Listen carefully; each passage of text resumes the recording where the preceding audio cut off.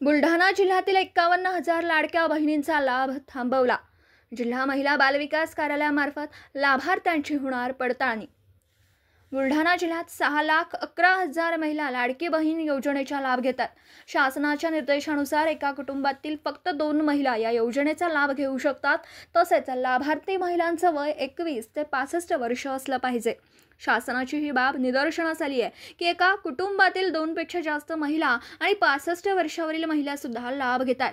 या दोनही अटींचा भंग करणाऱ्या लाभार्थी महिलांचा शोध घेण्याचा निर्देश देण्यात आले। बुलढाणा जिल्ह्यात एकाच कुटुंबातील 2 पेक्षा जास्त लाभ घेणाऱ्या अशा 39,267 लाभार्थी महिला तर 65 वर्षावरील 12,133 महिला आढळून आल्यात। अशा प्रकारे 51,430 लाभार्थी महिलांचे अनुदान थांबवण्यात आलं असून अजूनही लाभार्थ्यांची पडताळणी सुरू असल्याची माहिती जिल्हा महिला व बालकल्याण अधिकारी अमोल दिघुळे यांनी दिली आहे। जिल्ह्यामध्ये लाडकी बहीण योजनेअंतर्गत चालू महिन्यामध्ये काही लाभार्थ्यांच्या खात्यात अनुदान जमा झाले नसल्याबाबत लाभार्थी आपल्यापर्यंत येत आहे।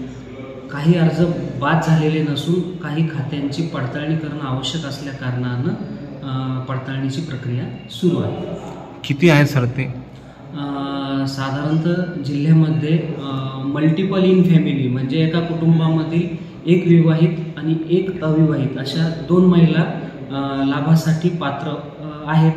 तथापि काही परिवारामध्ये त्यापेक्षा जास्त अर्ज आल्याची शक्यता असल्या कारणानं काही खाते पडताळणीसाठी शासन स्तरावरून पाठवण्यात आले असून अंगणवाडी सेविकांमार्फत बालविकास प्रकल्प अधिकारी कार्यालयामार्फत याची पडताळणी सुरू आहे।